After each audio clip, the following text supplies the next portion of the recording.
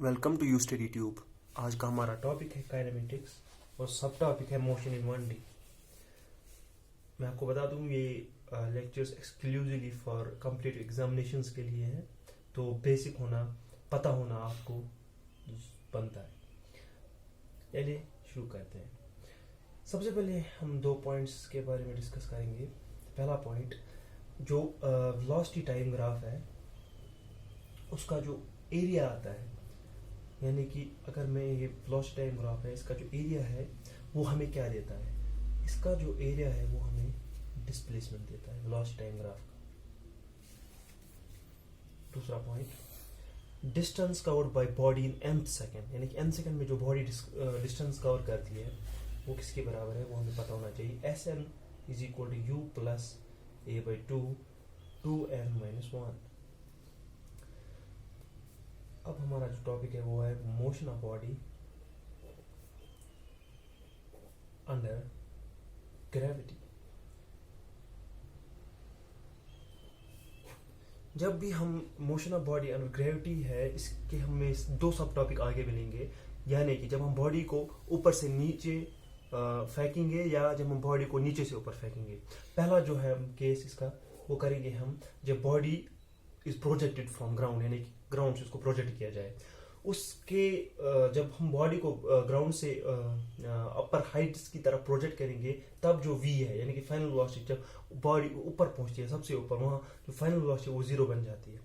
और ये ध्यान रहे, जो भी मोशन अंडर ग्रेविटी होती है वो फ्री फॉल होता है, यानी कि सिर्फ जो बॉडी है वो अंडर ग्रेविटी के इसमें होता है, इन्फ्लुएंस में, तो उसको हम क्या बोलते हैं, मोशन इन फ्री फॉल। इसके जो टॉपिक है इसके लिए हमें फॉर्मूलाज याद रखनी है, जो कि मैंने आपको पहले ही बताया कि ये कंप्यूटर एग्जाम्स के लिए है, तो हमें सिर्फ फार्मूला याद रखनी है। जो उसका जो डेरिवेटिव्स है वो 11th-12th क्लास के लिए है। तो सबसे पहली जो फार्मूला इसमें जो हमें आएगा वो है मैक्सिमम हाइट रीचड, यानी कि जो हाइट बॉडी कवर करेगी वो क्या होगा जब हम उसको प्रोजेक्ट करेंगे फ्रॉम ग्राउंड टू अबव, यानी h is equal to u square by 2g।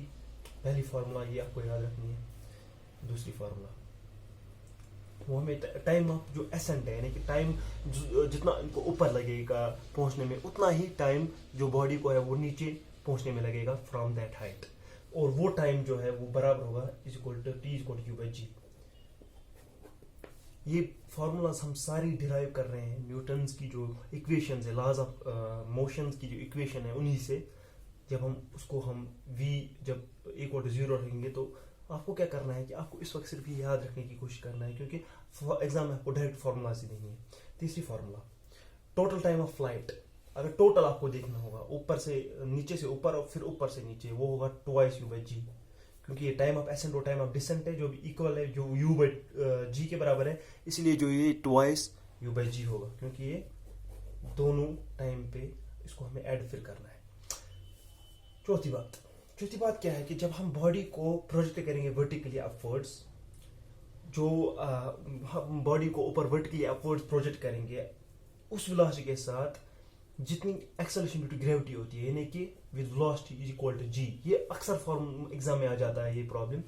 तो तब हमें बताना है कि जो टाइम है वो मैक्सिमम हाइट तक पहुंचने के लिए कितना लगेगा, वो लगेगा 1 सेकेंड। हमेशा याद रखना है कि जब भी हम एक बॉडी को g वेलोसिटी के साथ प्रोजेक्ट करेंगे, जो टाइम है वो हमेशा 1 सेकंड लगेगा उसको मैक्सिमम हाइट तक पहुंचने के लिए। और जो मैक्सिमम हाइट रीचड है वो कितनी होगी, ये मैक्सिमम टाइम है 1 सेकंड। जो मैक्सिमम टाइम ये रीचड है वो g बाई 2 होगा, maximum height reached g by 2। ये आप बोलेंगे कि ये आपने कैसे किया। देखिए हमें टाइम पता है वो होता है बाई g। जब हम g को पुट करेंगे g कैंसिल, वो 1 सेकंड आएगा। हाइट जो है वो u स्क्वायर बाई g, जब इसको हम u की जगह g देंगे वो आता है g बाई 2। g बाई 2 आपको 4.9 मीटर भी कह सकते हैं। ये आपको सीधे याद ही रखना है। टाइम 1 सेकेंड और g बाई 2 हाइट आएगी जब हम एक बॉडी को with acceleration due to gravity का जो यूनिट है या उसका जो न्यूमेरिकल है उसके बराबर फेंकेंगे। दूसरा पॉइंट, अगर हमें क्वेश्चन में आम दिया जाता है कि 3 बॉडीज है या 2 बॉडीज है, उसको हम प्रोजेक्ट करते हैं डिफरेंट वेलोसिटी के साथ, आप बताइए कि जो ratio of maximum height reached है उनकी वो हमें बताइए। वो आपको सीधे याद रखना है। अगर 3 बॉडीज है उनको हमने प्रोजेक्ट किया है with velocity u1 u2 and u3, तो उसका जो हमें रेशियो मिलेगा हमेशा जब हम उसको नीचे से ऊपर फेंकते हैं 3 बॉडियों को, वो होगा u1 square is to u2 square is to u3 square. सीधे आपको याद रखना है। डेरिवेशन में आपको दिखा सकता हूँ, लेकिन हमें पता है कि हम कॉम्पिटिटिव एग्जाम्स के लिए ये कर रहे हैं, याद कर रहे हैं, तो हमें सिर्फ u1 यही जो एक्चुअल लास्ट में फार्मूला निकलती है वो याद रखनी है। और ये उसके बाद जो हमें पॉइंट है वो कि हमें याद रखना है कि हमें हमेशा याद रखना है ये भी हमें क्वेश्चन आता है कि आप बताइए एक बॉडी को हमने नीचे से ऊपर फेंका, आप बताइए लास्ट सेकंड में उसकी जो डिस्टेंस है वो उसने कितना कवर किया उस लास्ट सेकंड में डिस्टेंस।